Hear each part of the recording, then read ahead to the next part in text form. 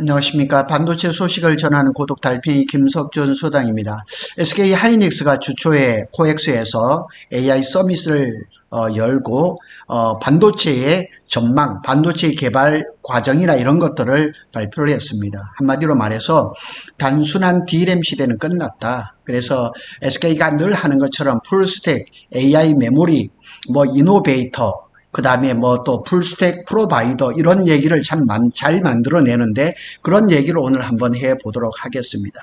여기는 AI 그 메모리 전 영역을 아우르는 크리에이터라는 말도 쓰고 있습니다. 그래서 SK는 AI 시대의 메모리 주권을 쥐고 절대로 놓지 않으려고 합니다. 역시 그랬으니까요. 그냥 엔비디아하고 지금 AI 반도체 시장을 주도하는 거는 SK 하이닉스였으니까요. 그리고 풀스택 AI 메모리 시대를 공식적으로 어떻게 해가겠다는 청사진을 발표를 했습니다. 그런 얘기를 좀 해보도록 하겠습니다.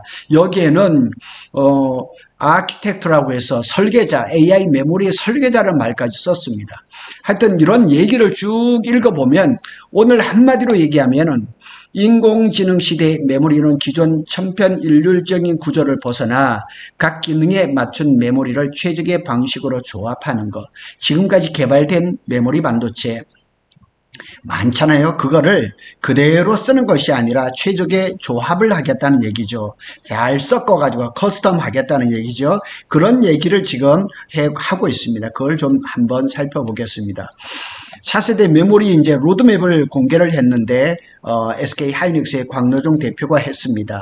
SK 하이닉스는 26년부터 HBM4, HBM4E, 8단, 12단, 16단 커스텀 HBM4를 순차적으로 출시를 한다고 하고 HBM5, HBM5E는 29년, 31년에 출시할 예정이다. 그래서 이번에 SK 하이닉스의 최태원 회장이 뭐라고 얘기했냐면 이번에 엔비디아의 젠슨 황을 만났더니만 AI 반도체를 빨리빨리 만들어 달라 이런 소리를 안 하더라는 거죠. 연총과 만났는 데는 그때는 빨리 해달라고 재촉을 했는데 이제는 그러지 않는다는 거죠. D램 로드맵을 볼까요? 26년에는 LPDDR6 그래 로파워죠. 저전력 반도체죠. 그 다음에 29년에서 31년에다 DDR7 이렇게 나오고 랜드 플래시도 보면 26년에는 AIN 랜드 D 덴시티 이렇게 해서 밀도 이렇게 얘기를 하고 29년에서는 또 31년 사이에서는 AINP, AINB 이런 식으로 해가지고 구분을 지어가지고 로드맵을 다 발표를 했습니다. 여기에 다 나와 있습니다. 제가 표를 만들어서 이렇게 해놨습니다. 이렇게 한번 블로그에 들어오셔서 한번 보시면은 아주 자세하게 잘 해놨습니다. 그런 이런 로드맵을 SK 하이닉스는 적절한 때 이렇게 다 내놓는다는 얘기죠. 그래서 광노종 대표는 최고의 파트너와 협력해서 AI 중심의 메모리 생태계를 구축하겠다. 왜 그러냐면 지금은 HBM이 앞서서 끌고 있지만은 고성능 메모리 반도체가 뒷받침을 하지 않고는 절대로 인공지능을 더 확산을 시키기 어렵기 때문에 그런 겁니다. 그래서 엔비디아, 오픈AI, TSMC, 샌디스크가 굉장히 주목되는데 여기는 낸드 플래시 메모리하고 관계가 있습니다. 또 네이버 클라우드 등과 기술 협업을 강화한다고 했고 SK 하이닉스는 최고의 파트너와 기술 발전 협업을 더 강화해 갈 것이라고 얘기를 했습니다. 이게 코엑스에서 했던 풀스택 AI 메모리 프로바이더 공급자라고 얘기하고 이게는 창조자라고 얘기를 하고 있습니다. 하여튼 자신감은 지금 아주 대단합니다. 그래서 엔비디아하고는 HBM, 디지털 트윈이라든가 옴니버스를 협력을 할 거고 오픈 AI하고는 장기 고성능 메모리 여기 지금 LOI를 썼죠. 90만 장 그 얘기입니다. TSMC하고는 차세대 HBM을 공동 개발한다. 지금 HBM4의 베이스 다이를 TSMC에서 지금 파운드리로 생산해 주는 것 이런 것들이죠. 샌디스하고는 고대역 폭 플래시 HBF입니다. 요게 이제 국제 표준화가 이루어지고 아마 내전 정도에 아마 샘플이 나올 것 같고 아마 2027년 30년 그 사이 되면은 아마 상품화가 될 가능성이 높습니다. 요즘 카이스트 김정우 교수님이 유튜브에 나오셔가지고 HBF에 대해서 말씀을 굉장히 많이 하십니다. 저도 공부를 하고 있습니다. 네이버 클라우드하고는 차세대 AI 데이터 센터를 최적화하는데 또 협업을 하고 있습니다. 커스텀 시대입니다. 고객 맞춤형 시대이죠. 그래서 AI 맞춤형 메모리 전략을 또 박경이라는 분이 또 이렇게 얘기를 하는데, AI 서비스 인프라 진화와 메모리의 역할, 이런 주제를 가지고 AI 시대는 메모리의 기능별 분업화와 최적의 조합, 그래서 커스텀 콤비네이션이 핵심 경쟁력이라 그러는 거죠. 그러니까 범용이 아닌 거예요. 그래서 고객에 따라서 어느 A라는 회사에는 B를 주고 B라는 회사는 C를 주고 이런 식으로 고객 맞춤 커스텀 콤비네이션을 이루겠다는 얘기죠. 이건 당연한 건데 너무나 이렇게 세분화돼서 얘기를 하는 거죠. 예전에는 X86 CPU에 D램과 낸드를 붙이는 전편인류적인 메모리 구조가 지배적이었지만은 이제는 기능별 메모리를 배치해야 하는 조합의 시대, 이거를 컨비네이션 하는 그런 시대가 돼버린 거죠. 그래서 이 상황에서 메모리 공급사는 단순한 메모리 용량을 더 많이 제공하는 것이 아닌 고객사 칩 성능에 따라서 가장 효율적인 메모리를 조합해서 만들어주는 겁니다. 어쩌면 일종의 소품종이 될 수 있는 아주 다양한 그런 메모리가 나올 수 있는 그런 시대를 그로 이제 바뀐 것은 아닌가. 그래서 제가 여러 번 말씀을 드린 것처럼 메모리 반도체가 시스템화되는 그런 시대가 아닌가 이렇게 생각이 됩니다.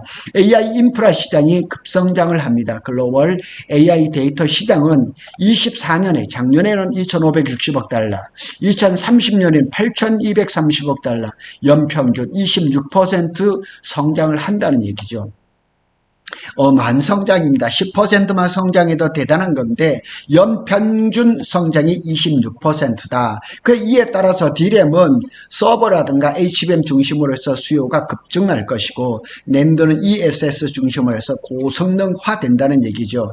그래서 AI 또 추론 시대, 지금은 학습에서 추론으로 넘어가는 시대잖아요.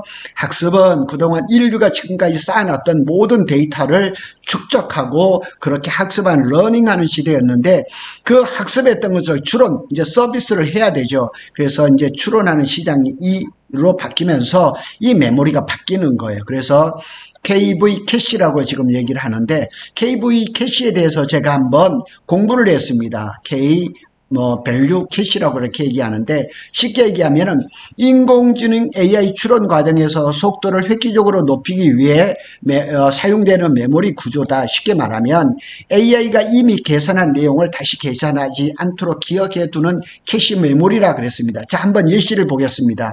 오늘 서울 날씨 어때? 맑아요. 그럼 다음에는 그럼 내일 날씨라고 물어보면 그리고 서울이란 것과 날씨 벌써 이미 정보가 KV 캐시에 이미 저장이 되어 있는 거예요. 그래서 다시 문장을 처음으로 이제 이해할 필요 없이 저장된 캐시를 불러서 빠르게 추론을 한다는 거죠. 그러니까 오늘 날씨 어때? 맑아요. 벌써 이건 저장이 된 거예요. 그러면 그게 KV 캐시라고 얘기를 하고 내일 날씨는 어때? 오늘은 이랬으니까 내일은 이렇다. 이렇게 얘기를 해주는 겁니다. 참 어렵지만은 어떻게 보면 또 간단할 수도 있는 거죠. 그래서 SK 하이닉스는 추론 효율은 메모리의 성능, 구성, 조합. 자, 이렇게 얘기를 합니다. 성능, 구성, 조합 방식이 결정을 짓는다. 이렇게 얘기를 합니다. AI 추론에서는 주어진 문장에 포함된 토큰 수와 사용자의 수에 따라서 KV 캐시가 급증하는 것이 변수라면서 이 KV 캐시로 촉발되는 메모리 요구량을 어떻게 잘 대응하느냐가 추론 시대에서 가장 중요한 화두가 될 것이다. 이렇게 얘기를 합니다. 너무 깊은 것까지는 전 잘 알지 못합니다. 메모리 조합의 이제 그 전략을 한번 살펴보면 루빈 GPU에는 이제 HBM4가 들어가죠. 초고대역 폭이죠. 그 다음에 베라 CPU에는 LPDDR5X가 들어갑니다. 저전력 반도체죠. 루빈 CPX에는 GDDR 그래픽 D램이죠. 이렇게 용도에 맞춰서 들어가는 반도체가 다르다는 얘기예요.